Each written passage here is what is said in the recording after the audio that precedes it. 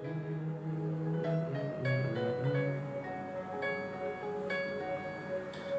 rêve de paix, ouvre-moi le ciel. Avant de prêcher, ouvre-moi le ciel. Je rêve ta paix, ouvre-moi le ciel. Avant de chanter, ouvre-moi le ciel. J'ai tant besoin de toi, Père. Ouvre-moi le ciel. Shalom, shalom. Que Dieu vous bénisse. Que la main de Dieu soit sur votre vie.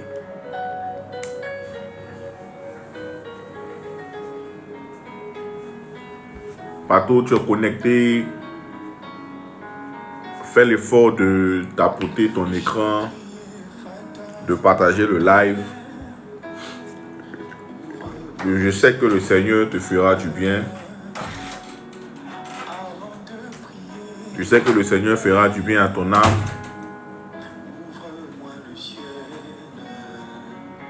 Batorobo si katalabaya teli suparabalabaya torobo shebedeli suparabaya. Ekorobo si kitalabalaba teli si barabarabarabayan torobos. Tapote ton écran. Tapote ton écran, partage le live. Tapote ton écran, partage le live. Et je crois que le Seigneur nous fera du bien. Masuki katalaba robosi katalabaya. Est-ce qu'on peut aller à 1000 j'aime? Masuki tolos ibara tali supara. Malo se kitalabala subidili akaraba sokorobo chanteli barabayan. Le supara teli supara kotorobo chanteli karabasi katalabaya. Le torobo sikita labaya torobo shebede likorobo sika labaya tororo barabaya. Mandos kinteli supara kata subiria talaba sokorobo shanteli barabaya. Le supara teli supara kata sakata labaha. Le subiri kutu shanteli supara kata labayo korobo shanteli barabarabayan teli supara. Waouh. Le Seigneur nous fera du bien. Je veux que quelqu'un monte pour m'aider à lire le test que je vais donner durant ma prédication avant de commencer à prier pour vous. Donc, si tu veux monter pour m'aider avec le test, tu peux monter. Malo si kalabalabaya torobo shebedelia.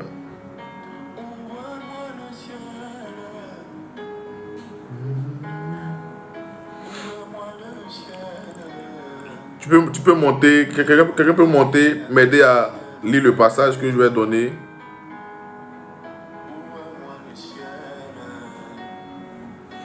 Envoie une demande, je veux qu'on puisse lire ensemble.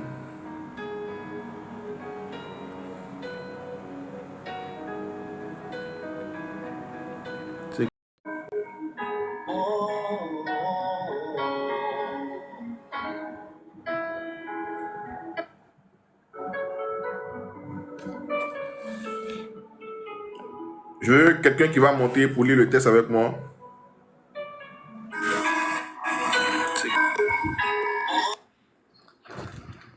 Ça va? Oui, ça va, bah. Que le Seigneur te bénisse. Que le Seigneur te bénisse. Oui, papa. Tu peux lire le test pour moi. Tu as une Bible devant toi.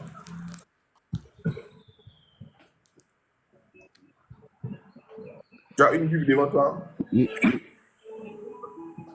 Bienvenue dans la cité Je demande si tu prophète. as une Bible devant toi. Tu as une Bible devant toi.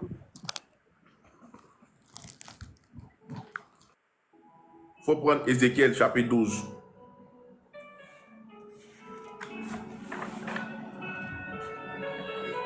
Ézéchiel chapitre 12.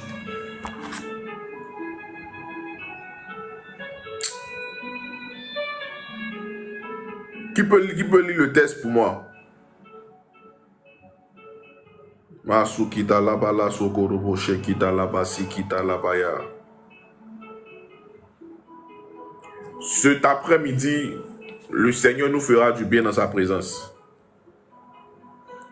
Je veux parler de 4 raisons pour lesquelles on ne vit pas l'accomplissement des prophéties qu'on reçoit. De 4 raisons pour lesquelles certaines prophéties ne s'accomplissent pas ou ne vont jamais s'accomplir. Je veux parler de ces 4 raisons. Alors si tu es là, montre-moi que tu es là. Écris je suis la prophète. Rabalo sikita la balabaya. Écris je suis la prophète.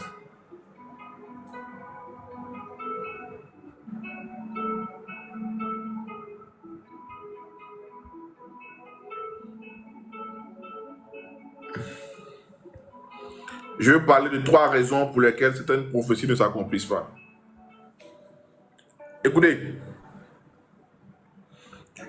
d'abord vous devez savoir que la parole déclare en Genèse chapitre 1, le verset 26. C'est Dieu qui parle. Dieu dit, faisons l'homme à notre image et selon notre ressemblance. La première chose que tu dois savoir, c'est que tu es l'image de Dieu et tu es la ressemblance de Dieu. En fait, lorsque Dieu se regarde dans un miroir et que Dieu veut se donner une image physique et visible, c'est ton image qui apparaît. Oui, oui. Nous avons été créés à l'image de Dieu et à la ressemblance de Dieu. Et la raison pour laquelle nous avons été créés à l'image et à la ressemblance de Dieu, c'est afin que nous puissions dominer. Donc, Dieu veut que tu domines. Dieu veut que tu domines dans tous les secteurs d'activité dans lesquels tu es. Dieu veut que tu domines dans tous les endroits où tu rentres. Exercer la domination, c'est exercer le règne de Dieu. Dieu veut que tu te déploies au maximum. Mais tu ne peux pas dominer si tu ne comprends pas que tu es l'image et la ressemblance de Dieu.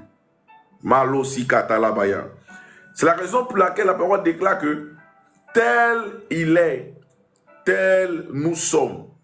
Lorsqu'on dit tel il est, tel nous sommes, ça veut dire que nous ressemblons à Dieu. Si Dieu est fort, nous sommes forts. Si Dieu est puissant, nous sommes puissants. Si Dieu manifeste la sainteté, alors nous aussi nous devons manifester la sainteté. Si Dieu est amour, alors nous aussi nous devons pouvoir manifester l'amour de Dieu. Il dit tel il est, tel nous sommes. C'est pourquoi tu dois refuser ces paroles négatives que tu dis à propos de toi-même. Lorsque David te regarde, David dit, je suis une créature merveilleuse. Dis avec moi, je suis une créature merveilleuse. Ça, c'est la déclaration que David faisait. C'est la confession que David faisait. David déclarait qu'il était une créature merveilleuse. Merveilleuse créature qu'il était. C'est les paroles qui sortaient de la bouche de Dieu. Tu dois pouvoir glorifier Dieu de ce que tu sois fait et créé à son image et à sa ressemblance. Et donc, lorsqu'on dit que Dieu a été, lorsqu'on dit que Dieu dit, faisons l'homme à notre image, vous devez savoir que en Dieu, il y a 3 manifestations où il y a 3 entités. Le Père, le Fils et le Saint-Esprit. De cette même manière aussi, en l'homme, il y a 3 entités. Le corps, l'âme et l'esprit. Le corps, non, l'âme, c'est la partie qui correspond au Père. Parce que l'âme est le domaine des émotions. L'âme est le domaine de ce qu'on ressent. Le Père, c'est celui qui nous a aimés. Donc, le Père correspond à l'âme. L'Esprit correspond au Saint-Esprit. Parce que lorsque Dieu veut te parler, il ne parle pas à ton corps, il ne parle pas à ton âme, mais quand Dieu veut te parler, il parle à ton esprit.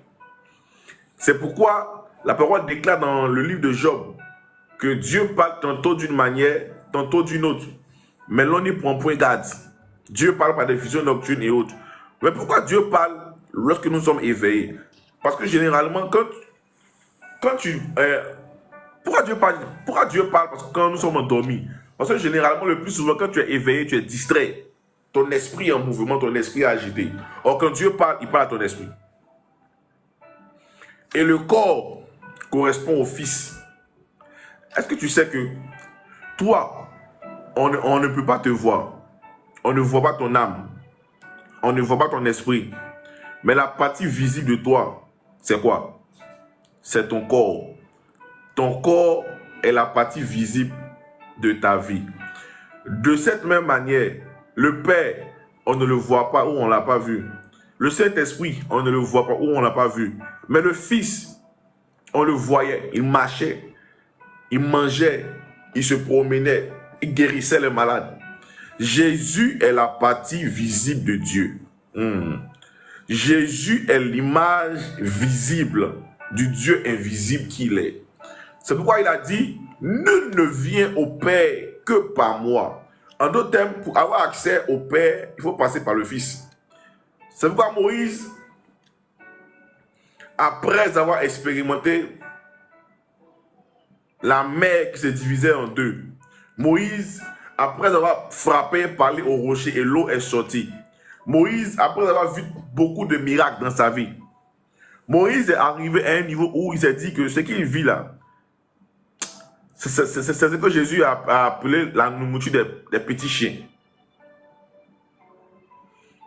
Parce que le plus souvent, ce que Dieu nous montre là, ce n'est que des prémices de ce qu'il nous montrera plus tard.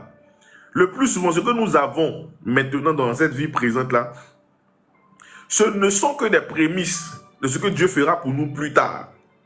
Il faut apprendre à avoir soif. C'est quand tu as soif de Dieu que la soif t'emmène à expérimenter des choses beaucoup plus grandes, des choses beaucoup plus profondes. Et Moïse était arrivé à ce niveau-là où il s'est dit, Seigneur, c'est vrai, j'ai déjà goûté à ces choses-là. Mais je pense qu'il y a des choses beaucoup plus grandes. Je pense qu'il y a des choses beaucoup plus grandes. J'aimerais dire à quelqu'un, arrête de t'enorgueillir de ce que Dieu t'a déjà donné. Arrête de t'enorgueillir de ce que Dieu fait déjà par ton canal. Parce qu'il y a des choses beaucoup plus grandes. Il y a une gloire beaucoup plus grande. Il y a des miracles beaucoup plus grands. Il y a des témoignages beaucoup plus grands que tu auras. C'est pourquoi il faut agir comme Moïse. Moïse ne s'en est pas orgueilli des premières choses que Dieu avait fait. Je suis sûr que si on était à la place de Moïse, pendant que le peuple d'Israël traversait la mer Rouge, pendant que la mer s'est fendue en deux, on allait faire des selfies pour montrer sur TikTok, pour montrer sur Facebook, pour montrer sur Instagram. Qui peut parler devant quelqu'un qui a divisé la mer Rouge en deux? Ouais, ça c'est l'un des miracles les plus terribles. C'est l'un des prodiges les plus terribles. Qui peut? Qui peut? Frère, guérir mal de tête, guérir un paralytique, guérir un aveugle, oui, c'est faisable. Mais diviser la mer Rouge en deux. Si beaucoup étaient à la place de Moïse, ils allaient dire non, c'est fini. Moi, il a atteint le niveau le plus grand, le summum de l'univers. Appelez-moi le bishop, le major, le seigneur. Mais Moïse s'est rendu compte que toutes ces choses-là n'étaient que des petites choses. Et qu'il y avait des choses beaucoup plus grandes encore à expérimenter avec Dieu. Regarde un peu ta vie. Dieu t'a testé. Avec un petit miracle, tu as commencé à ne plus partir à l'église. Dieu t'a testé. Avec un petit témoignage, tu as commencé à changer ta démarche. Dieu t'a testé. Avec une petite ouverture, tu as arrêté de prier. Parce que tu ne sais pas que ce que tu as expérimenté là, on appelle ça les petites choses. Il y aura des choses beaucoup plus grandes que Dieu fera. Parfois, Dieu nous teste avec des petites choses, avec des petits miracles, pour voir à quel point on sera fidèle, pour voir à quel point on sera reconnaissant, pour voir à quel point notre engagement vis-à-vis de lui ne changera pas. Seigneur, bénis-moi. Il te bénit, mais ton attitude change. Il te bénit, ta démarche change. Moïse était conscient qu'au-delà de diviser la mer Rouge en deux, au-delà de parler au rocher et faire sortir l'eau, au-delà d'avoir tous ces miracles-là, il y avait des choses beaucoup plus grandes encore à expérimenter. C'est pour ça qu'il allait devant Dieu et dit, Seigneur, je veux voir ta gloire. Ah, ma choukita labaya. Il dit, je veux voir ta gloire. Mes frères et mes sœurs, vous devez aspirer à expérimenter la gloire de Dieu. Mais la gloire de Dieu appartient à ceux qui savent entrer dans son intimité, à ceux qui savent entrer dans son secret. La gloire de Dieu n'est pas publique.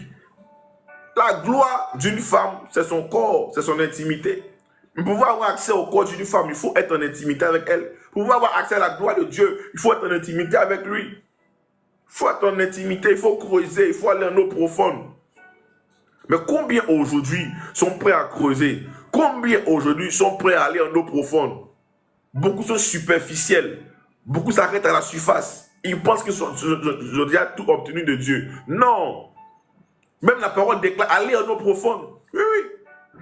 J'aimerais dire à quelqu'un que Dieu t'attend dans les profondeurs. Dieu t'attend dans les profondeurs.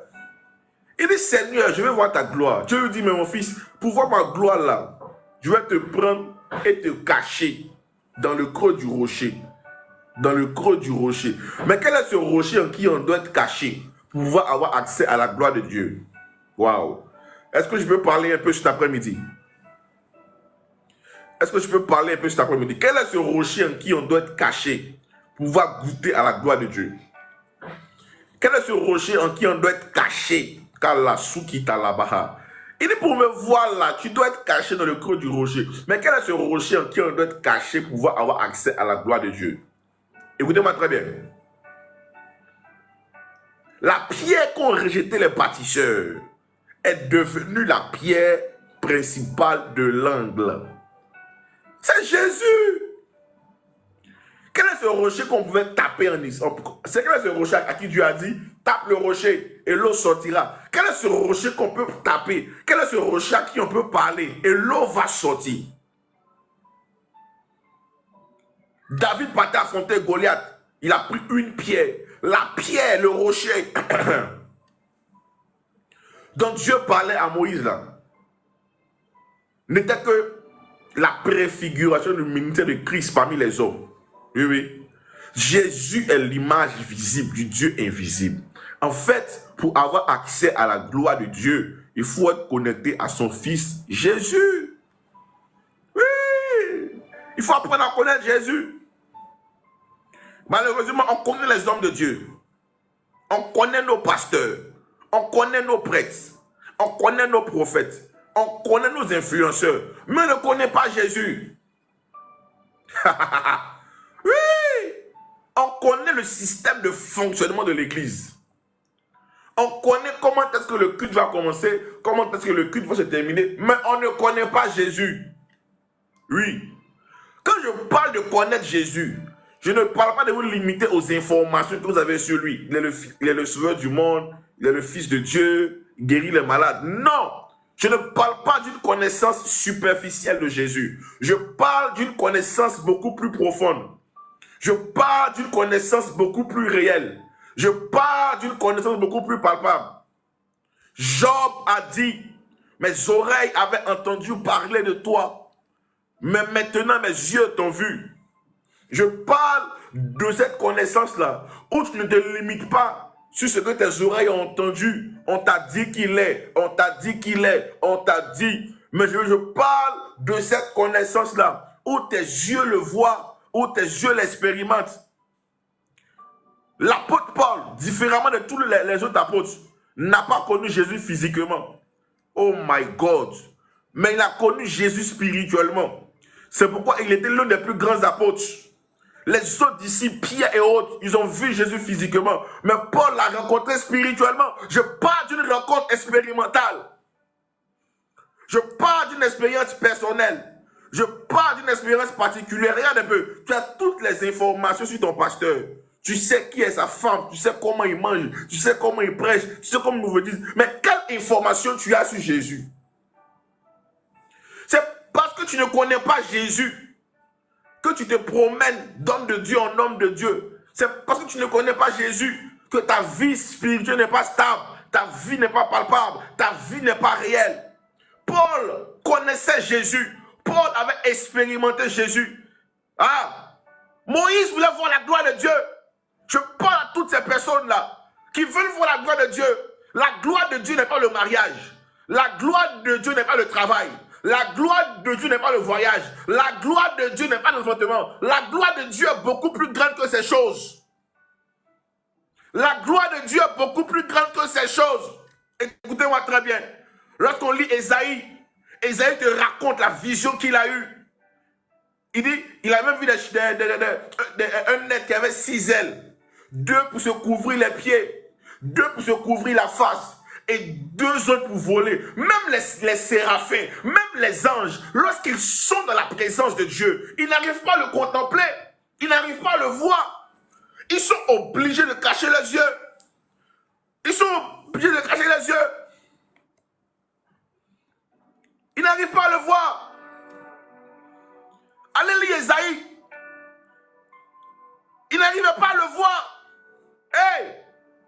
Quand Moïse est rentré dans sa présence là, et qu'il est ressorti, la parole déclare qu'on n'arrivait pas à voir aussi Moïse. Parce que la gloire de Dieu était sur le visage de Moïse. Moïse prenait un voile pour cacher son visage. C'est alors je comprends pourquoi est-ce qu'il y avait un voile entre le lieu saint et le lieu très saint.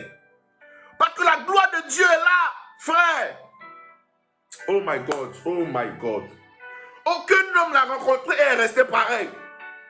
Aucun homme l'a expérimenté et est resté pareil. Aucun homme l'a vu et est resté pareil. Moïse l'a vu. La gloire qui était dans la présence de Dieu est venue sur Moïse.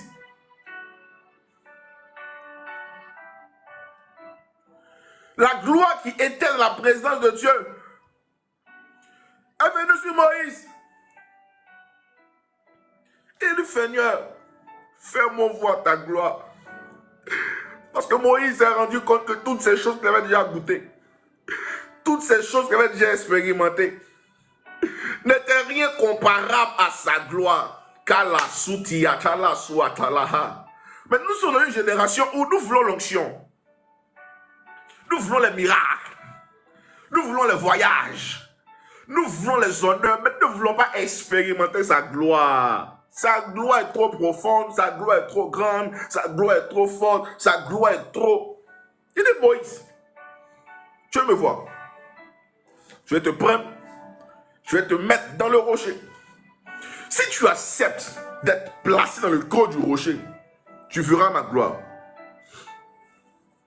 Ce soir, j'aimerais dire à quelqu'un ici, si tu acceptes d'être planté, d'être caché à l'intérieur du rocher qui est Christ, tu verras sa gloire. Mais malheureusement, on refuse d'apprendre à connaître qui est Jésus. On refuse d'apprendre à le découvrir. On refuse d'apprendre à savoir qui il est. Oh my God, oh my God.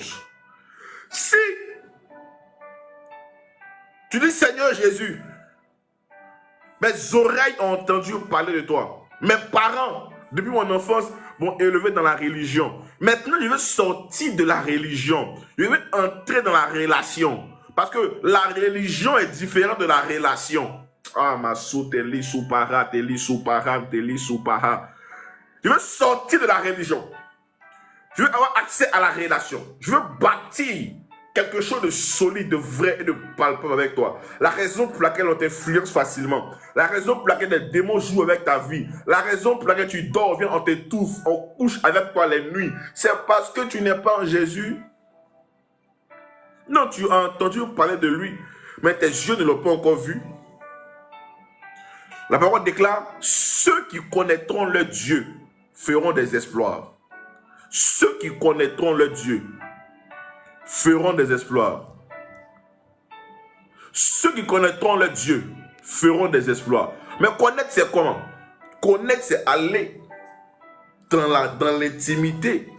Connaître, c'est aller à sa rencontre.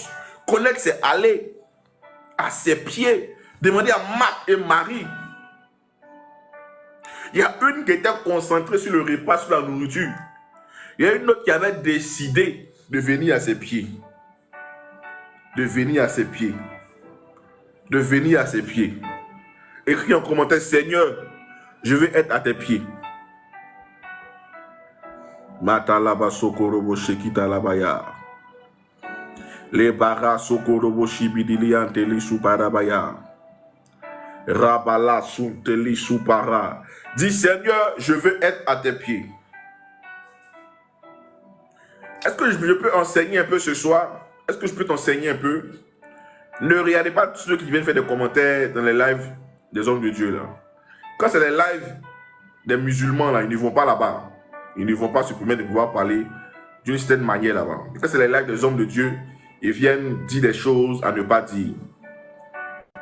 Mais ne jouez pas avec les prophètes. Hein. Ne jouez pas avec les oins.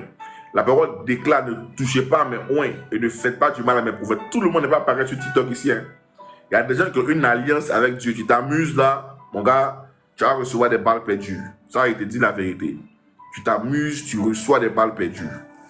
On ne joue pas avec tout. Non, on ne joue pas avec tout.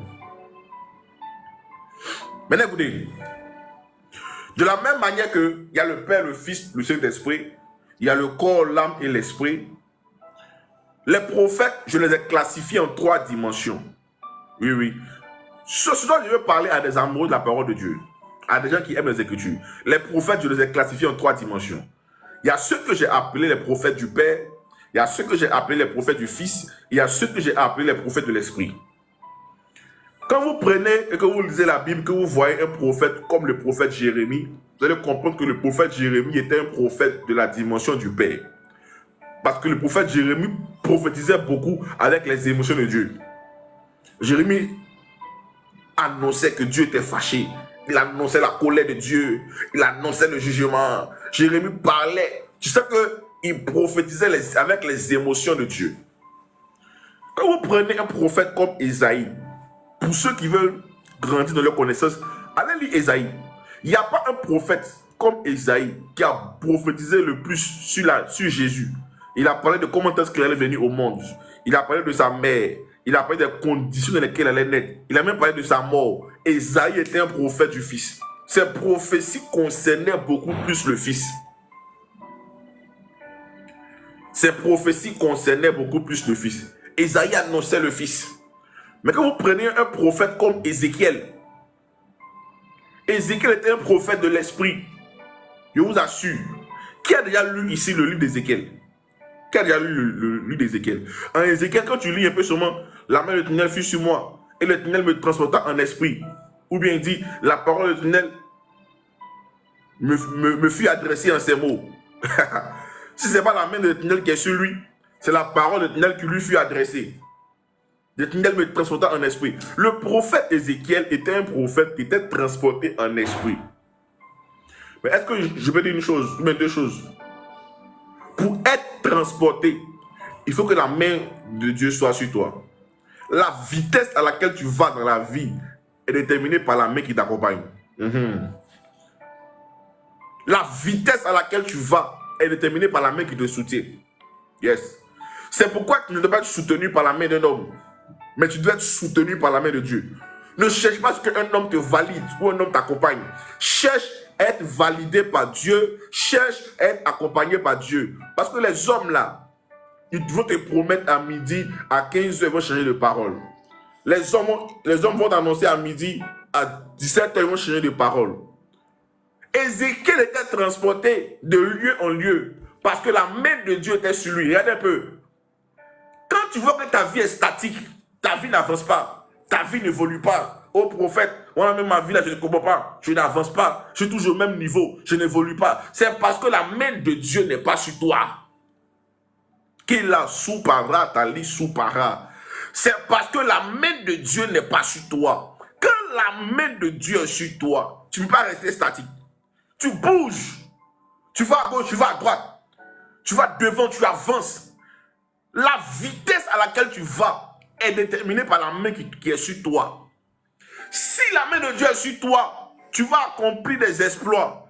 Tu vas avancer, tu vas aller de l'avant. C'est la raison pour laquelle je prophétise dans ce live pour toute personne qui est connectée ici. Que la main de Dieu soit sur toi. Que Que la main de Dieu soit sur ta vie et que la main de Dieu te transporte. Tu ne seras plus statique à partir d'aujourd'hui, mais tu iras de lieu en lieu. Tu iras d'endroit en endroit. La parole déclare, tout lieu où foulera la plante de tes pieds, tu le posséderas. J'annonce en tant qu'oracle du Seigneur.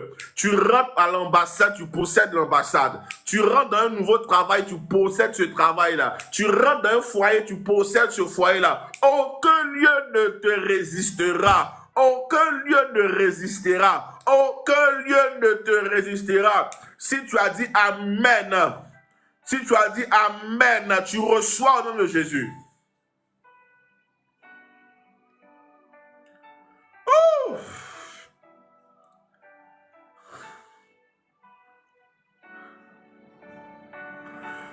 Ézéchiel a eu beaucoup de visions. Ézéchiel vivait le plus souvent entre le ciel et la terre. Il est possible d'avoir des visions. Mesdames et messieurs, il est possible à vous aussi d'avoir des visions. Il est possible à vous aussi que Dieu vous parle. Il est possible à vous aussi d'être transporté en esprit. Il est possible à vous aussi que la parole de l'Éternel parvienne à votre entendement. Dieu n'a pas d'enfant préféré. Yes. Dieu n'a pas d'enfant préféré. Si tu te consacres aussi, tu vas entendre sa voix. La parole, la voix de Dieu n'appartient pas qu'aux hommes de Dieu. La voix de Dieu n'appartient pas qu'aux prophètes. La voix de Dieu n'appartient pas qu'aux apôtres. Dieu parle à tout le monde.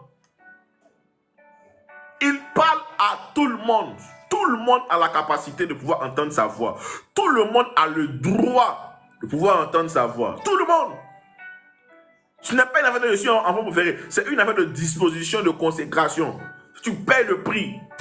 Oh my God. Moi, je me souviens que la première fois où j'ai entendu la voix de Dieu, c'était trop difficile. Quoi? Nous, on a cherché à ce que Dieu nous parle. Nous, on a jeûné pour ça. Nous, on a payé le prix pour ça. Moi, je me rappelle qu'on avait un groupe de prière. Dans ce groupe de prière qu'on appelait Zorobabel, quand on finissait de prier, chacun devait dire ce qu'il a reçu de la part de Dieu. Oh, bizarrement, Dieu parlait à tout le monde sauf moi. Il était frustré. Il était frustré. Un jour, il a pleuré. Parce que ce jour-là, on a fini de prier, on a fait la ronde. On a demandé à ce que chacun dise ce qu'il a reçu de la part de Dieu. Tous mes frères ont reçu des paroles. Prophète Issa Kourouma, Kenil Maurice, mon frère Mambé, mon frère Willy, et tous ont reçu des paroles. Et à mon niveau, j'avais la tête baissée. Il a dit, Seigneur, il a pleuré. Il a dit, Seigneur, toi, tu dis que tu ne me parles pas. Alors, il faut pas me poser des questions ici. Il a pleuré. Nous, on a pleuré parce que Dieu ne nous parlait pas. Toi, tu pleures, mais ton gars ne t'appelle pas. C'est différent. Toi, tu pleures, mais ta gosse ne te parle plus. Nous, on a pleuré, mais Dieu ne nous parlait pas. Nous, on a pleuré pour entendre la voix de Dieu. On n'a pas pleuré pour entendre la voix d'un homme. Donc, on peut mettre la même chose. Et il y a un de mes aînés, un de mes pères, qui m'a dit, petit, allons à un niveau de prière. Mais sois en jeûne. C'était ma première fois de faire 2 jours de jeûne. Les gars, 2 jours de jeûne, sans manger, sans boire. Pour quelqu'un qui coupait jeûne à midi. Il y a des gens qui plein comme moi ici. Hein. Quand ils commencent jeûne, ils commencent leur jeûne à 6 heures. Ils coupent le jeûne à 10 heures. Ils commencent le jeûne à 6 heures. Ils coupent le jeûne à midi. Toi, tu coupes le jeûne selon l'odeur de la nourriture que tu ressens. Que Dieu te pardonne. Moi aussi, je ne pouvais pas jeûner comme ça. Et ce jour-là, il a accepté de faire 2 jours. Oui, oui. 2 jours sans manger, 2 jours sans boire. Non, c'était quelque chose. Hein. 2 jours. Et au 2e jour, pendant que je marchais dans la rue de Korodi Pémi, il y a des jeunes soeurs qui passaient. En temps 2011. Il y a une jeune soeur qui passait. Pendant qu'elle passait, il y a une voix qui m'a dit, la soeur là, elle a mal à la dent. Frère, c'est la première fois d'entendre une voix me parler comme ça. Pour dire, la soeur elle a mal à la dent. Je l'ai arrêté en même temps. Il dit, ça va? Elle dit, oui, ça va. Il dit, excuse-moi, tu as mal à la dent. Elle dit, oui, j'ai mal à la dent. Il a commencé à courir. Wow.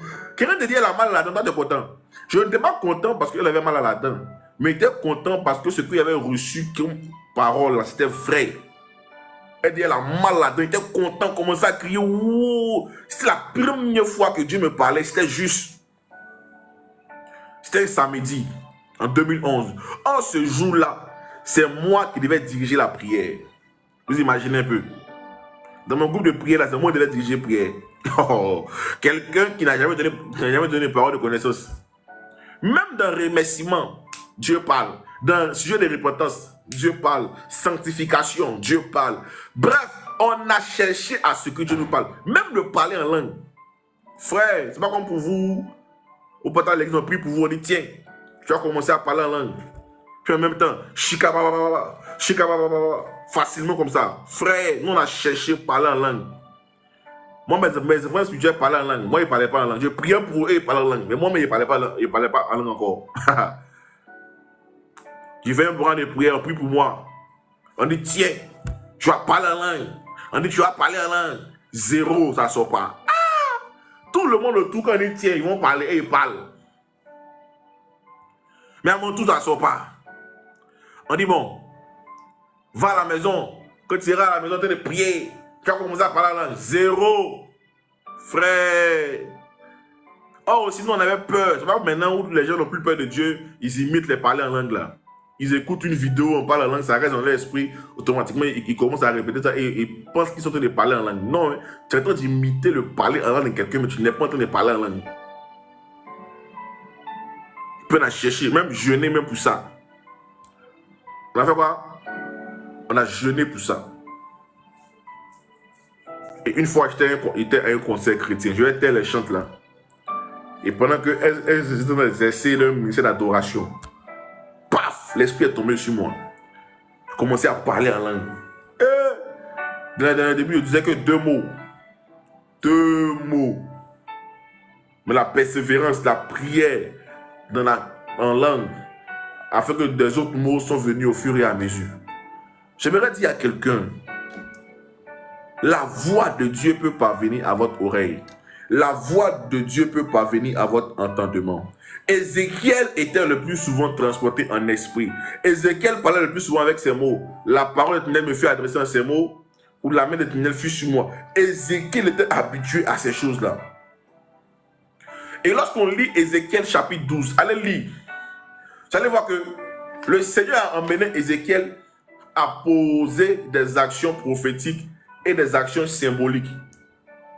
Pendant qu'il parlait à Ézéchiel, chapitre 12, au verset 4, il lui dit, sors tes effets, comme les effets d'un voyage, et de jour sous leurs yeux, et mets sur toi, et parle le soir en leur présence, comme pâte des exilés. C'était un message prophétique que Dieu donnait au prince de ce temps-là, pour dire que ce prince-là allait sortir durant la nuit. Après, il dit à Ézéchiel, perce la muraille et sort. C'était aussi un autre message prophétique que Dieu donnait au peuple pour dire que le roi allait percer la muraille durant la nuit et il allait sortir. Après, il dit à Ézéchiel, couvre-toi le visage. Bref, Dieu a emmené Ézéchiel à poser dans Ézéchiel chapitre 12 des actions symboliques et des actions prophétiques. Je vais vous dire la vérité. Souvent, Dieu vous amènera à poser des actions prophétiques. Ne jouez pas avec ça. Je ne parle pas des actions prophétiques qu'un homme de Dieu te dira par révélation. Oui, un homme de Dieu peut te donner une action prophétique à faire. Mais il y a des actions prophétiques que Dieu te dira à toi-même. Parfois, en pleine nuit, il te dira, il faut crier fort, Jésus, Jésus, Jésus. Parfois, tu ne comprends pas pourquoi il te demande de crier, mais il faut crier. Parfois, il dira, sors de la maison. Il faut sauter 3 fois. Saute. Parfois, il dira, ne mange pas aujourd'hui. Ou mange uniquement que des fruits. Vous devez être sensible à la voix de Dieu. Vous devez être sensible aux orientations de Dieu. Le monde dans lequel on est là, ne joue pas avec ça. Ah. Parce que même les mystiques, les sorciers, ils ne jouent pas avec ça. J'ai l'un de mes bons petits qui est en France en 2017. Il y a l'un de mes bons petits qui est en France. J'ai vu ce témoignage même sur mon profil, sur mon statut WhatsApp. En France, en 2017, il a hébergé une soeur comme ça qui avait des problèmes. Il lui a laissé son appartement pour vivre pendant un temps.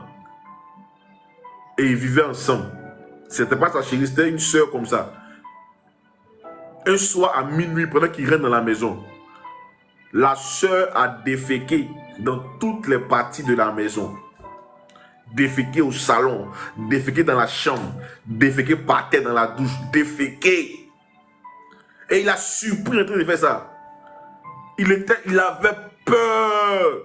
Il n'avait jamais vu ça. Jamais vu ça. D'abord, elle faisait ça, mais il ne m'en parlait pas. Quand il venait, elle nettoyait.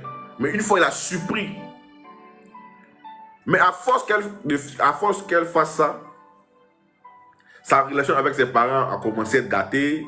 Son travail commençait à être mélangé. Quand vous le voyez, il venait déféquer chez vous là. C'est des actions prophétiques qu'il pose. Hein. Toi, il faut rester là, il faut jouer. Toi, il faut rester là, il faut jouer. Et il s'est dit que quand il est en train de déféquer ici, il est en train de pourrir, gâter ta vie. C'est la sorcellerie pure. Et ce genre de choses ne jouez pas avec. Faites ce qu'on appelle retour à l'envoyeur. Lui a dit, petit, ce que tu as fait, il faut prendre huile d'olive, prends sel, verse dessus, prie à telle somme. Si Dieu ne l'a pas frappé, elle ne va plus jamais faire ça dans la vie de quelqu'un ici. Donc même les sorciers là, ils posent des actions prophétiques ou symboliques. Ils ne jouent pas avec ça, ils croient en les choses. Donc si Dieu te dit, lève-toi, crie, lève-toi, saute, lève-toi, prie. Quand vous voyez un prophète comme Ézéchiel, Dieu lui disait, couche-toi sur le côté. C'est vu Dieu aussi, hein? On dit couche-toi sur le côté, ou bien rase ta barbe, ou bien rase tes cheveux. Mets d'un côté, mets d'un côté. Ézéchiel était le prophète qui faisait le plus d'actions prophétiques. Mais comment il disait Ézéchiel chapitre 12. Dieu dit à Ézéchiel, il dit Ézéchiel, je ferai de toi un signe. Oh my God. J'annonce à quelqu'un ici que Dieu fasse de toi un signe dans ta génération.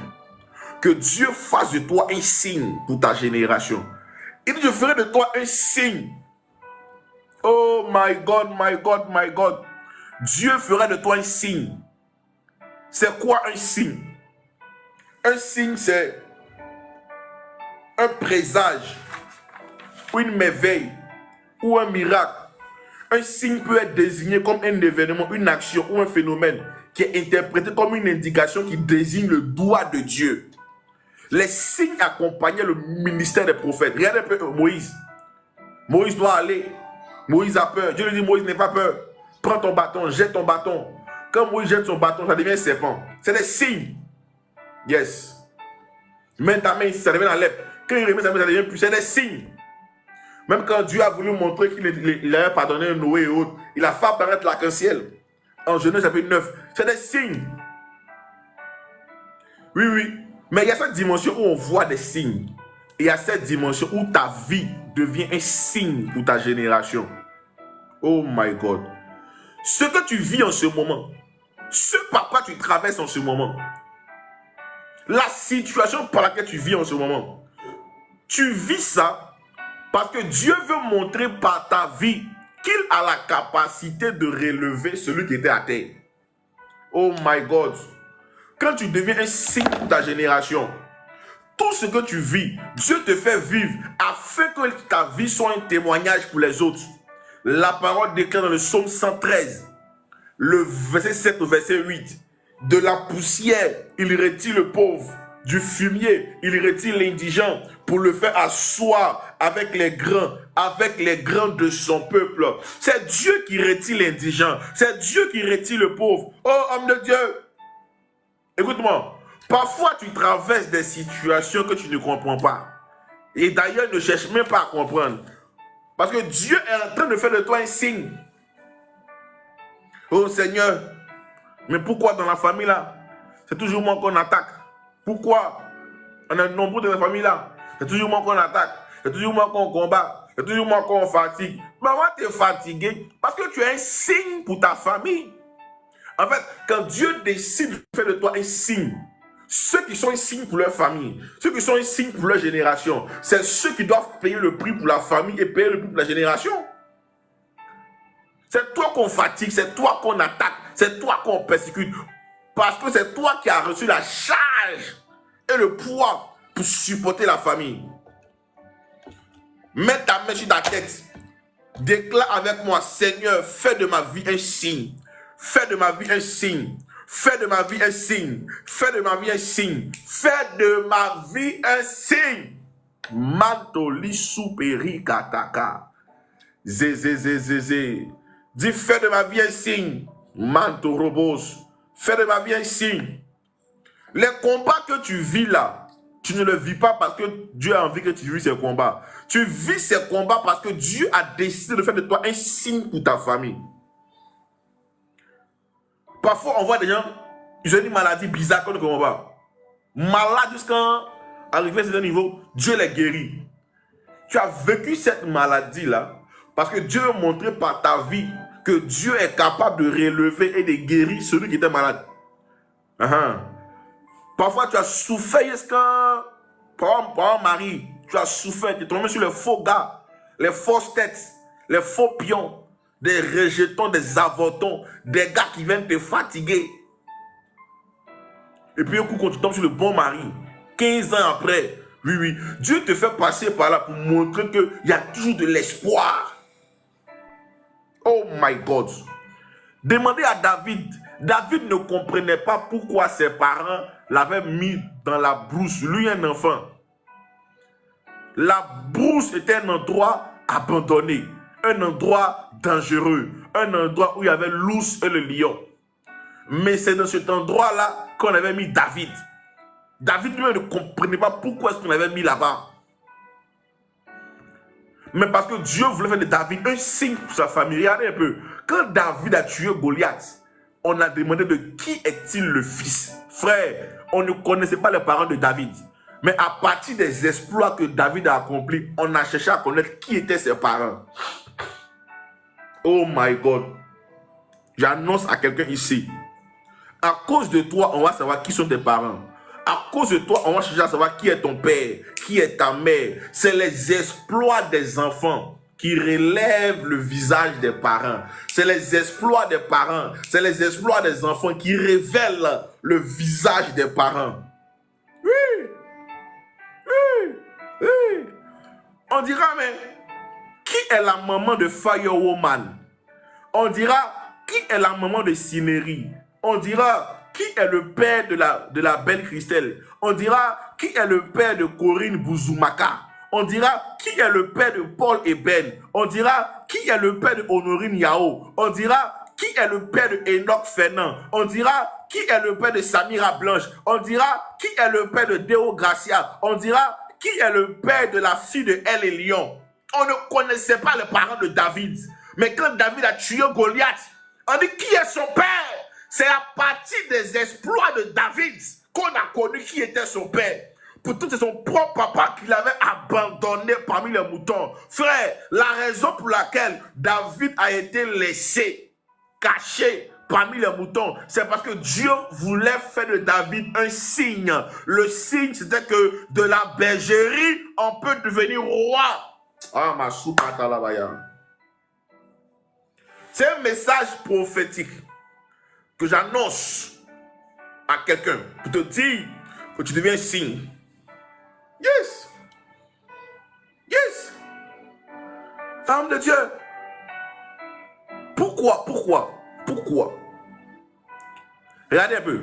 Celui qui est devenu le roi d'Israël avait le cœur d'un berger. Celui qui est devenu roi d'Israël avait le cœur d'un berger. Dieu dit, celui que je désire pour roi. Celui que Dieu désirait pour roi avait le cœur d'un berger. Mais pourquoi Dieu n'est pas allé chercher un roi parmi les gens de l'armée, parmi les colonels, mais il est allé chercher un roi parmi les bergers? Yes! Parce que pour diriger des hommes, il faut avoir le cœur d'un berger. David a appris à gérer les moutons. Les moutons sont têtus. Les moutons sont bêtes. Mouton peut voir voiture. Il fallait se mettre devant voiture là-bas. Pendant que David gérait les moutons, Dieu était en train d'apprendre à David la patience, la tempérance. Il y a certaines situations de ta vie par lesquelles tu passes. Parce que Dieu veut t'apprendre à pouvoir développer le fruit de l'esprit. la patience, la tempérance. Yes. David même dit que quand on venait lui arracher un mouton, il laissait les autres moutons, il courait pour aller chercher l'autre mouton. Il dit, si tu es fidèle dans les petites choses, moi l'Éternel, je vais te confier de grandes choses. Regarde un peu ta vie. Tu es dans une église, on t'a confié un département, on t'a confié une tâche, on t'a confié une tribu, on t'a confié quelque chose à faire. Tu ne fais pas ça bien. Comment tu veux être qualifié pour de grandes choses? Tu ne sais pas bien le Seigneur. Comment est-ce que tu veux être qualifié pour de grandes choses? Il y a des gens ici, ils peuvent se lever à 6 heures pour aller au travail. Souvent, ils travaillent à 8 heures, mais ils se réveillent à 5 heures pour aller au travail, pour être à l'heure au travail. C'est bien. Mais à la fin du mois, c'est une récompense quoi? Qui est Chanel. Oui, oui. Mais quand tu travailles pour Dieu, ta récompense c'est quoi? Elle est éternelle. De la même manière que tu as le zèle pour le travail, tu dois avoir ce zèle-là pour aller dans la maison du Seigneur. Ne rentrez pas dans ce débat qu'il y a en ce moment sur TikTok ici. Où on commence à dénoncer certaines églises. On commence à dénoncer. Derrière ça, il y a un anti-message qu'on passe derrière. Aller à l'église, c'est bon, c'est intéressant. C'est là qu'il y a la communion fraternelle. C'est là qu'il y a l'amour fraternel. C'est là qu'il y a le feu de l'esprit. Ne soyez pas dans le monde, j'ai pris à la maison, on m'a tellement blessé, on m'a tellement frustré. Sortez de ces choses-là. C'est qui on ne fuse pas. Si on te fuse, c'est bien que tu es frustrable. Oui, oui, oui.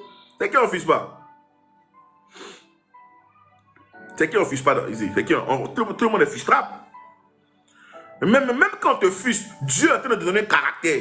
Il prépare ton cœur pour quelque chose de grand. Si tu n'as pas appris à être frustrable chez Dieu, quand tu vas au travail là, tu as des collègues têtus, ton patron même te fiche tout bien. Moi, je n'ai jamais compris ça. Hein? Oh non, il a quitté l'église. Tu as quitté l'église pourquoi? Non, la sœur X m'a frustré. Attends. Oh non, il a quitté l'église. Tu as quitté l'église pourquoi? La sœur X m'a frustré. Mais où tu vas travailler là? Tes collègues te frustrent? Non. Mais pourquoi tu ne quittes pas le travail? Tu es là? Tu continues dans le travail. Soit même ton patron même te frustre même. Il t'insulte même, mais tu es là. Il quitte l'église. Le passé m'a frustré. Il m'a parlé mal. C'est que ce n'est pas Dieu que tu t'es venu chercher. Tu t'es venu te promener. Oui, oui, tu t'es venu te promener. Tu n'es pas venu chercher Dieu. Et quand tu veux chercher Dieu là, c'est Dieu qui regarde. Tu ne regardes pas aux hommes. Sortez de ces choses-là. Allez dans la présence de Dieu. David a dit, 1 heure dans ses parvis vaut mieux que 1000 ailleurs. 1 heure dans ses parvis vaut mieux que 1000 ailleurs. 1 heure. Pourquoi on insiste pour dire qu'une seule heure dans la présence de Dieu vaut mieux que 1000 ailleurs? Parce que ce qui donne la valeur aux autres heures que tu passes en dehors de sa présence, c'est le temps que tu passes dans sa présence. Yes. Donne-moi un bon amen. Donne-moi un bon amen. Est-ce que je peux te prêcher ce soir? Est-ce que je peux te prêcher ce soir? J'ai envie de prêcher. Can I preaching? Can I teaching? Can I preaching? Can I teaching? I want to preach. I want to teach. Yes, yes, yes, yes. Allez dans sa présence. Allez dans sa présence. Allez dans sa douce présence. Ouh. Combien de fois la présence de Dieu t'a restauré? Souvent du lundi au samedi, tu es découragé. Mais quand tu es le dimanche, quand tu rentres dans sa présence, il y a une paix qui t'anime. Il y a une joie qui t'anime. Quand tu écoutes le message de ton pasteur, même s'ils sont c'est pas là. Son bon, c'est pas bas. Quand tu entends ça, tu es galvanisé pour aller affronter la semaine. C'est dans sa présence qu'il y a la restauration. Yes! Allez dans sa présence. Et même n'attendez pas les dimanches, vous entrez dans sa présence. Du lundi au samedi, créez des espaces, créez des endroits chez vous à la maison où vous rentrez dans sa présence, où vous partez lui parler. Ne soyez pas seulement habitués à la présence des hommes, mais soyez habitués à la présence de Dieu. Yes! Ne soyez pas seulement habitués à la présence des hommes, soyez habitués à la présence de Dieu. Apprenez à développer la relation là avec Dieu. C'est ce qu'il attend de vous. Quand ton chéri ne te parle pas, tu pleures. Mais quand Dieu ne te parle pas, là, tu ne dis rien. Tu as gourmet. C'est pour ça que tu auras gourmet sur gourmet. Tu auras gourmet. Tu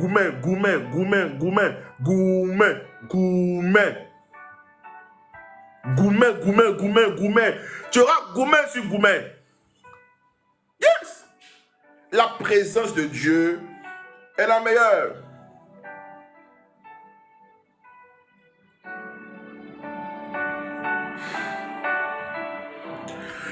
C'est à cause de toi qu'on va entendre parler de ta famille. Maintenant, écoutez. Lorsqu'on lit, ce soir, j'enseigne sur 3 raisons pour lesquelles certaines prophéties ne vont jamais s'accomplir. Je viens juste d'introduire mon message. Est-ce que maintenant, je veux commencer à prêcher? J'enseigne sur 3 raisons pour lesquelles certaines prophéties ne vont jamais s'accomplir. Le Seigneur a révélé à Ézéchiel la pensée du peuple en ce temps, en cette saison. Voici un peu comment est-ce que les gens pensaient. Voici un peu comment est-ce que les gens réfléchissaient. Quand tu lis Ézéchiel chapitre 12, Ézéchiel 12, allez lire, allez méditer après. Et c'est même devenu un slogan. Les gens disaient, les jours se prolongent et les visions restent sans effet. Quelqu'un peut-il m'afficher ce passage-là? Ézéchiel chapitre 12. Continue en disant, les jours se prolongent, mais les visions restent sans effet. Et c'est devenu le langage des gens en ce temps-là. Les jours se prolongent et les visions restent sans effet.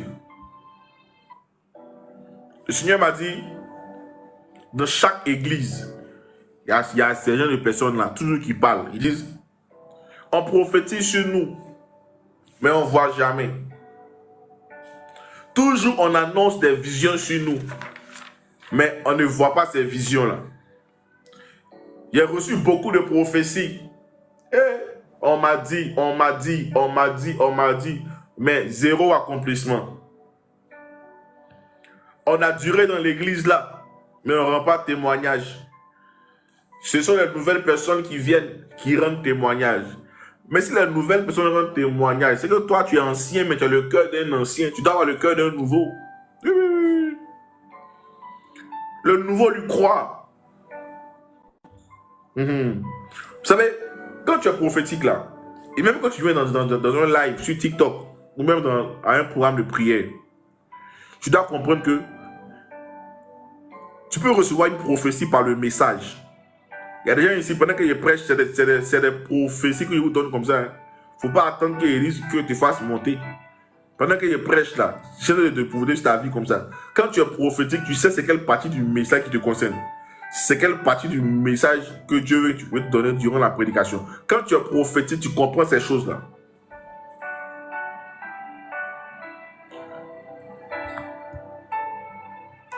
Quand tu es prophétique, tu comprends que même un simple conseil, une simple conversation que tu as avec un homme de Dieu, c'est des paroles prophétiques que Dieu te donne. N'attends pas qu'on te prophétise.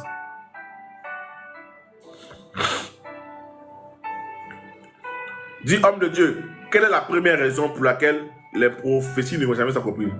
Dis avec moi, quelle est la première raison? Est-ce qu'on peut commencer à tapoter l'écran, partager le live, tapoter l'écran, partager le live?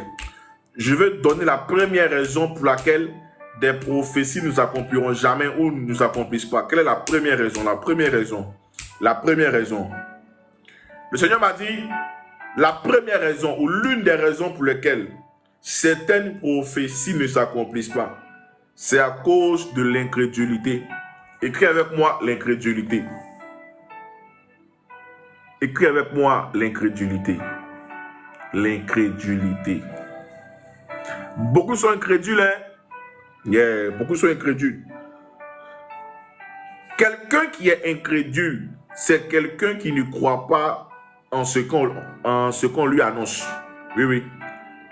Quelqu'un qui est incrédule, il ne croit même pas en la prophétie qu'il reçoit.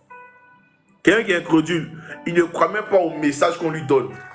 L'une des raisons pour lesquelles beaucoup ne rentrent pas dans l'accomplissement de leur prophétie, c'est à cause de l'incrédulité qu'ils ont manifestée face à la réception de la prophétie. Yes. Yes. C'est l'une des plus grandes causes. C'est l'une des plus grandes causes. Tant que tu es incrédule, tant que tu ne crois pas, ça ne va pas s'accomplir. Quelqu'un qui est incrédule, il est comme Thomas. Lui, il a besoin de voir avant de croire. Yes. Quand vous prenez Thomas, Jean 20, Thomas dit, lui veut toucher d'abord.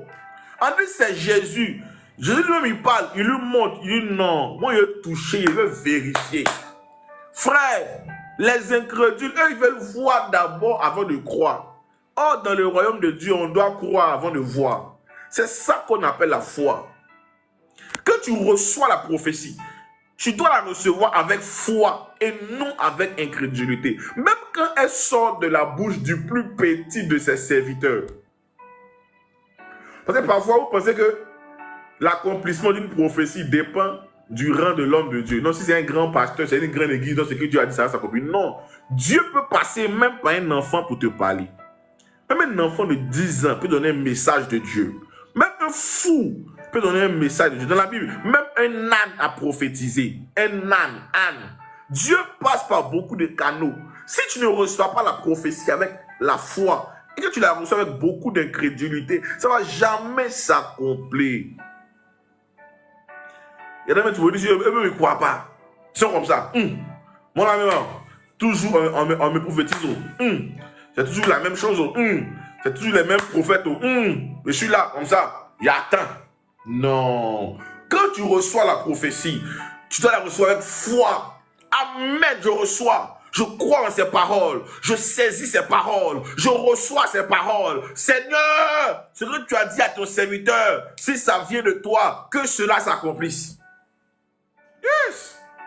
Beaucoup sont incrédules. Écoutez, il y a certains miracles que vous n'allez jamais voir et vivre si vous êtes incrédule et insensible à ce que Dieu fait. Je répète, il y a certains miracles, certaines prophéties, certains accomplissements que tu ne vas jamais vivre si tu es insensible et incrédule à ce que Dieu fait. Est-ce qu'on peut lire, est-ce qu'on peut afficher pour moi Matthieu 13, 58? Je veux une personne qui va afficher pour moi. Va dans la Bible, il faut copier Matthieu 13, le verset 58. Tu viens, tu mets ici, je vais épingler.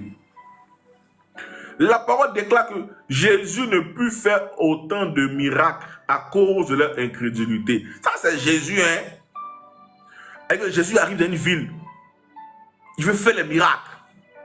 Il veut faire les miracles. Mais il ne fait pas les miracles. Il n'arrive pas à faire. Parce que les gars étaient incrédules. Ils ne croyaient pas. Ils ne croyaient pas. Souvent, ton pasteur, Dieu veut l'utiliser pour te bénir. Souvent, ton pasteur, Dieu veut l'utiliser pour te bénir. Mais tu ne crois même pas en cette déclaration. La parole déclare que les gens disaient, est-ce que quelque chose de bon peut sortir de Nazareth? Souvent, Dieu élève quelqu'un dans la famille. Il devient homme de Dieu. Même si c'est ton petit frère, dès l'instant où il est homme de Dieu, il n'est plus ton petit frère. Il transporte l'onction de Dieu. Si tu respectes l'onction sur sa vie, ces déclarations vont arriver. Mais si c'est ton mari, ne joue pas avec ces choses-là.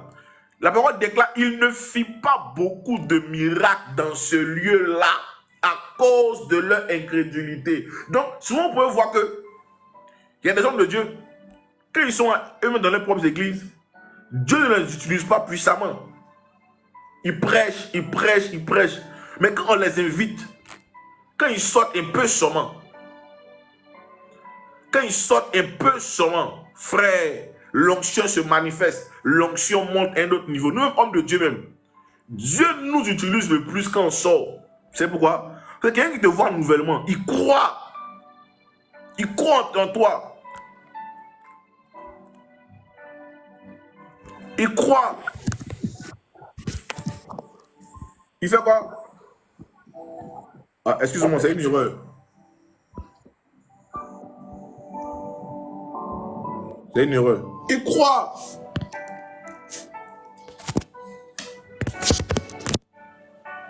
Vous devez croire. L'incrédulité est le frein à la manifestation de l'accomplissement de la prophétie. Yes. Ton incrédulité est le frein à la manifestation des promesses de Dieu pour ta vie. Dieu t'a parlé toi-même, mais tu ne crois pas. Quand Dieu te parle, il faut croire. Pourquoi on dit Abraham est le père de la foi? C'est la première fois où Dieu se révèle à lui. Il dit à Abraham, quitte ton père, quitte ta patrie. Abraham laisse tout, il s'en va. Il vient d'entendre une voix la première fois. Et automatiquement, il décide de suivre la voix qui lui a parlé. Toi, tu es incrédule. Tu veux vivre l'accomplissement. Parfois, ce n'est pas que ton pasteur n'est pas oint, ou ton prophète n'est pas oint, ou l'homme de Dieu n'est pas oint. Ce n'est pas ça. Le problème, c'est que tu es incrédule. Jésus ne put faire là aucun miracle. Il ne put faire là pas beaucoup de miracles plutôt. Parce qu'il était incrédule. C'était incrédule. Ils étaient incrédules. Tu dois avoir un cœur qui a la foi. En 2 Rois, le chapitre 6. Après, je donne des tests comme ça pour que après vous partez méditer dessus. En 2 Rois, le chapitre 6. La parole déclare que la Syrie est venue assiéger la Samarie. La Samarie qui était la capitale d'Israël en ce temps-là. Et en ce temps-là, il y avait la famine. Écoutez, il y avait la famine dans ce temps. 2 Rois chapitre 6. Tellement il y avait la famine dans ce temps, les hommes commençaient à se manger entre eux. Oui, oui. Il y a 2 femmes qui ont entendu pour dire, on va manger nos enfants. Mais je mange pour moi d'abord. Et après on va manger pour toi. Allez lire 2 Rois 6. C'est le principe de la sorcellerie. Hein. Dans la sorcellerie là, c'est donnant, donnant. Si on a mangé ton papa, si on a mangé mon oncle, toi aussi on doit manger ton oncle. Les gens se donnent comme ça. Je parle en ma qualité de prophète. Que ta chair soit amère dans leur bouche au nom de Jésus. Yes, yes. Que ta chair soit amère dans leur bouche au nom de Jésus. Tellement la famine était énorme. Il y a une maman qui a mangé son fils avec sa soeur. Et au moment de manger, elle a refusé. Et l'histoire est arrivée au roi. Tellement la famine était là. Et à cause de la famine là, les aliments les plus élémentaires, leur prix a augmenté. C'est comme quand vous partez au Ghana. À cause du fait que leur monnaie n'a pas assez de poids, la nourriture a augmenté au Ghana. Le transport a augmenté. C'est comme ça. Tellement il y avait la famine. Les éléments les plus, même tête des cabris. Allez lire. Les éléments les plus élémentaires, le plus augmenté. C'est comme si en Côte d'Ivoire, on dit une boule d'oignon est devenue 10 000 francs. Une boule d'oignon, frère, c'est qu'on n'a plus mais ici. Vous imaginez que si oignon devient 10 000 francs, on met quoi? Dis à ton frère, si oignon devient 10 000, on met quoi? Oignon, tomate, wano, 15 000. Tellement il y avait la famine en Israël. À cause de la famine, là, les gens se mangeaient, ils mangeaient la viande de l'homme entre eux. Et quand le roi a appris ça, le roi a déchiré ses vêtements. Il dit, allez chercher Élisée. Il faut que Élisée meure. Mais pourquoi le roi est allé chercher Élisée? Parce que le roi va comprendre que Élisée, le prophète, est dans la nation, puis il y a la famine. Dieu, parfois, te regarde, dit non, c'est pas normal. Toi, tu es dans la famille, là, et puis il y a la pauvreté. Toi, tu es dans la famille, et puis il y a la pauvreté dans la famille. Toi, tu es dans la famille, là, et puis il n'y a pas de travail. Toi. Quand Élisée a pris ça, Élisée a prophétisé. Élisée a dit, demain, à la même heure, il n'y aura plus de famine. Il a prophétisé, le prix de temps va redevenir à tel niveau. Il y a un gars qui a entendu ça. C'était l'officier sur lequel le roi mettait sa main. Vous savez, il a dit quoi? Allez dans 2 Rois 6, trouvez-moi le verset là. Je vais mettre, les gens vont comprendre. Quand l'officier a entendu ça, c'est celui qui a dit à Élisée, il dit à Élisée, même si Dieu fait des fenêtres dans le ciel, Ce que tu dis là, ça va pas arriver. Il dit même si Dieu fait des fenêtres, et tellement il ne croit pas que ce que Élisée a dit là c'est vrai. Il dit même si Dieu fait des fenêtres dans le ciel, il y a des gens comme ça qui réfléchissent comme l'officier du roi. Même si Dieu fait des fenêtres, oh le prophète a dit demain à la même heure. Il n'a pas dit dans 1 mois, dans 2 mois. Il dit demain à la même heure. Il a dit même si Dieu fait des fenêtres dans le ciel, pareille chose n'arrivera pas. C'est comme ça que beaucoup sont. Parce que le plus souvent, quand la prophétie vient, la prophétie te trouve dans un état où toi-même tu es bizarre. Elle dit peut-être que tu es galère, c'est chaud sur toi. On est toi, Dieu ferait de toi un homme d'affaires puissant. Pendant que tu es galère, frère, même l'eau pour boire tu n'as pas. Dieu ferait de toi un homme d'affaires plus puissant. Donc, tu regardes ta condition physique, tu regardes ta condition présente et tu ne crois pas. Tu es incrédule. L'officier était incrédule. Et Dieu lui a dit, tu verras de par tes propres yeux, mais tu n'en bénéficieras pas. En fait, les incrédules, là, ils voient les autres évoluer, ils voient les autres rendre témoignage, ils voient les autres bénir le Seigneur, mais eux-mêmes, ils ne vivent pas ces choses. L'incrédulité. L'incrédulité. Waouh. Dis Seigneur, éloigne de moi l'incrédulité. Éloigne de moi l'incrédulité. Éloigne de moi l'incrédulité. Merci là-bas. 2 Rois 7, verset 2. Éloigne de moi l'incrédulité.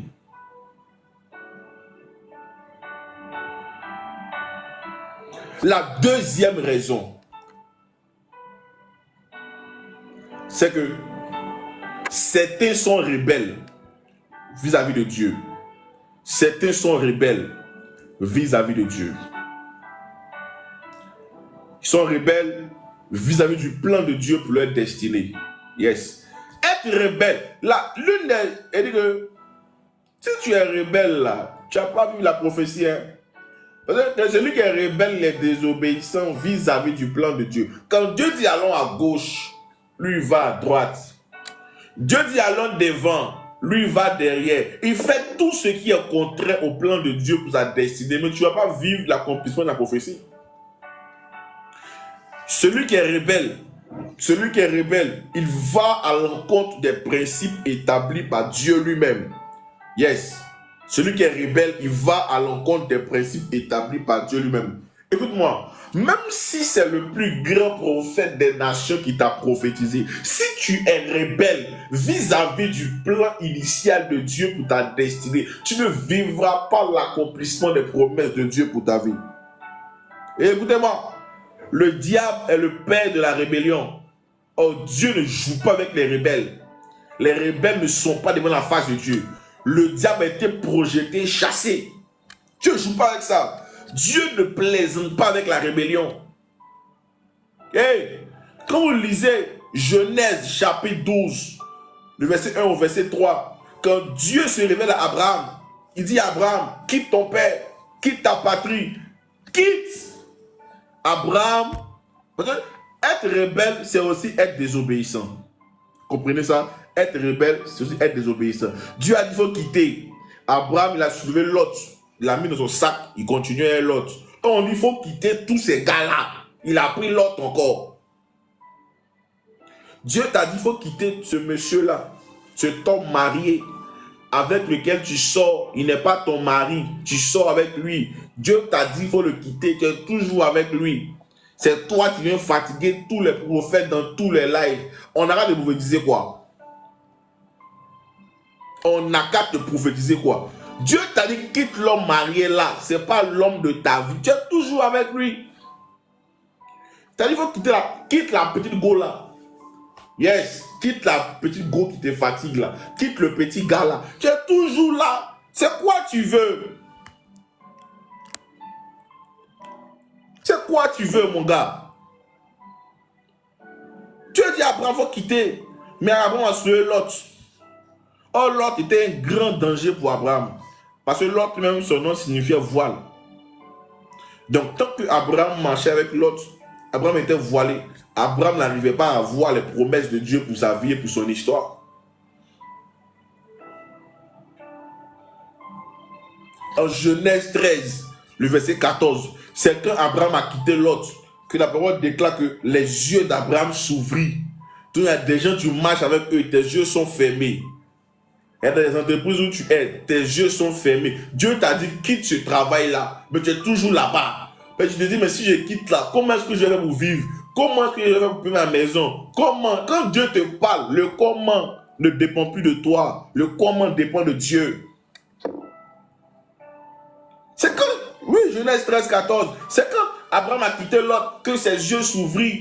Tant qu'il restait avec Lot, ses yeux allaient rester fermés. Il n'allait pas voir l'accomplissement de la promesse. Dieu avait dit, je ferai de toi une grande nation. Je ferai de toi une grande nation. Je ferai de toi une grande nation. Mais tant qu'il restait avec Lot, ses yeux étaient fermés. Il n'allait pas voir, il n'allait pas vivre l'accomplissement des prophéties et des déclarations. Et beaucoup sont encore là, sous les épées. Beaucoup sont ne savent pas où ils vont parce qu'ils sont rebelles, non seulement au plan de Dieu pour leur vie, mais ils sont rebelles aux autorités que Dieu établit sur leur vie. Yes.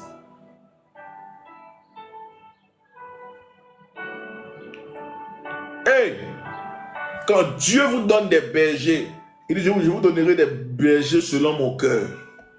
Vous ne devez pas être rebelle à leur leadership. Parce que être rebelle, c'est être sous la malédiction. Et beaucoup se sont mis sous la malédiction comme ça, à cause de la rébellion. Yes! Quand tu commences une relation, ton pasteur ne sait pas que tu es dans une relation. Mais tu viens sur TikTok ici, ce homme de Dieu. Il faut me dire, est-ce que cet homme-là, c'est l'homme de ma destinée? Pendant que ton pasteur qui est dans ton église qui te suit, tu payes tes dîmes, tes offrandes là-bas, lui ne sait pas que tu es dans une relation. C'est sur TikTok ici, on vient te dire que lui, c'est ton chéri, mais c'est pas ton chéri.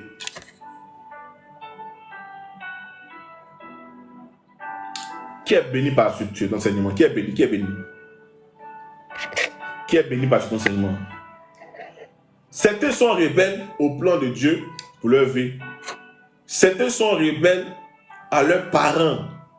La parole déclare, honore ton père et ta mère, afin que tes jours se prolongent. Donc la longévité est rattachée à l'honneur des parents. Yes. Tu respectes ton pasteur dehors, mais tes parents, tu ne les respectes pas. Tu respectes ton prophète. Qui crie comme ça, tu peux courir. Qui crie quand tu peux bouger, mais tes propres parents, tu ne les respectes pas. C'est quelle gloire tu veux vivre? C'est quelle bénédiction tu veux vivre? C'est quel accomplissement de pauvreté tu veux vivre? C'est quoi tu veux vivre? Tu peux pas vivre ces choses-là. Il faut honorer. Honore ton père et ta mère. Voilà. Yes, l'oracle, c'est ça. Il faut que je annonce tes oracles. Tu dois honorer ton père et ta mère. Tu dois honorer ton père spirituel. Pour déclarer, obéissez à vos conducteurs dans le Seigneur, car ils veillent sur vos âmes. Tu dois honorer. Il y a des enfants spirituels rebelles. Rebelles au leadership de leur pasteur. Rebelles. Tu parles un, il parle deux. Tu parles deux, il parle 10. C'est des rebelles. Des rebelles ne vont pas vivre l'accomplissement de leur prophétie. Jamais. Jamais. C'est pas possible. La rébellion, c'est une cause qui empêche. Regarde, depuis on a prophétisé qu'il va te marier. La même bouche qui a prophétisé sur toi là, c'est la même bouche que tu critiques. Comment tu vas être béni? L'huile qui te bénit, l'onction qui te bénit, tu critiques cette onction. Vous faites des groupes dans l'église, vous faites des groupes au quartier, vous parlez de votre pasteur, vous parlez de votre prophète, vous parlez de la femme de votre... Comment vous voulez que Dieu vous bénisse? Comment? C'est pas possible. Tu vas passer ta vie à errer, te promener de gauche à droite. Jamais. L'onction qui te bénit là, tu parles contre cette onction. Non, non, c'est pas possible. C'est pas possible. Chut. Être rebelle, c'est désobéir. Comme vous le lisez, Josué chapitre... Non, comme vous le lisez, Juge chapitre 6, le verset 1. La parole déclare, les enfants d'Israël firent ce qui déplaît à l'Éternel. Mais quand vous lisez Juge, l'histoire de Juge, à chaque fois c'est les enfants d'Israël firent ce qui déplaît. Chaque fois, ils ont commencé à souffrir, ils ont commencé à piller leur récolte. parce qu'ils sont allés à l'encontre de Dieu. C'est là que Gédéon a commencé à parler. Gédéon a dit, mais, il a commencé à dire à l'ange, où sont les prodiges que nos pères nous ont racontés? Où sont ceci, cela que nos pères nous ont dit? Mais tu ne peux pas vivre les prodiges que tes pères t'ont racontés si tu fais ce qui déplaît à l'Éternel. Yes. Tu dois être en alignement avec la pensée de Dieu. Tu dois être en alignement avec la voix de Dieu. Tu dois être en alignement avec les principes de Dieu. Tu dois respecter ce que Dieu dit.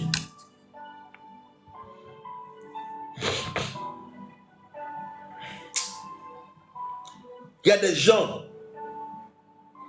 il y aura toujours des gens qui ne seront jamais d'accord dans une assemblée. Yes.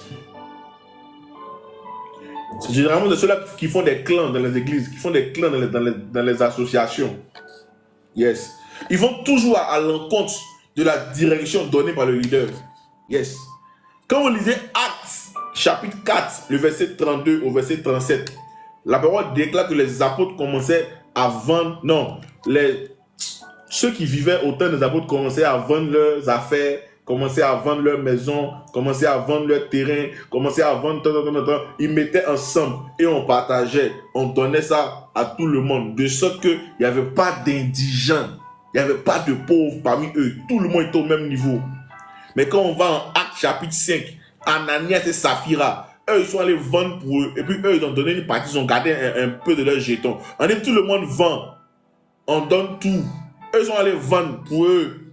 Ils ont gardé un peu. Dieu dit, d'accord, comme c'est comme ça, on va vous frapper. Ils sont morts.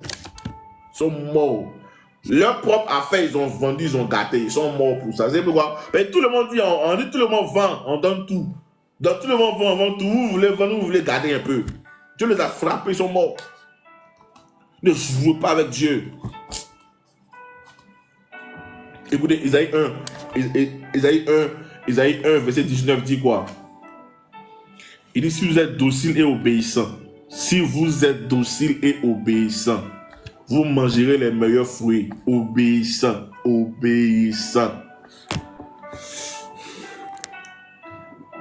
Que Dieu vous bénisse. Une autre fois, on va voir la troisième raison.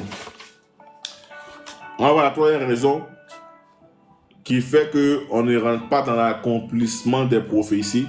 Et on va voir qu'est-ce qu'il faut faire pour entrer dans l'accomplissement des prophéties. Que Dieu vous bénisse. J'espère que ce live a été une grande bénédiction pour vous. Quand on prêche comme ça, notez les passages, prenez des notes, allez méditer, allez prier avec, et le Seigneur se servira de ça pour vous bénir et pour vous introduire dans des grâces beaucoup plus abondantes et beaucoup plus excellentes. Voici mon numéro de téléphone 07 87 59 32 89 pour ceux qui veulent me joindre. 07 87 59 32 89. Que Dieu vous bénisse, portez-vous bien.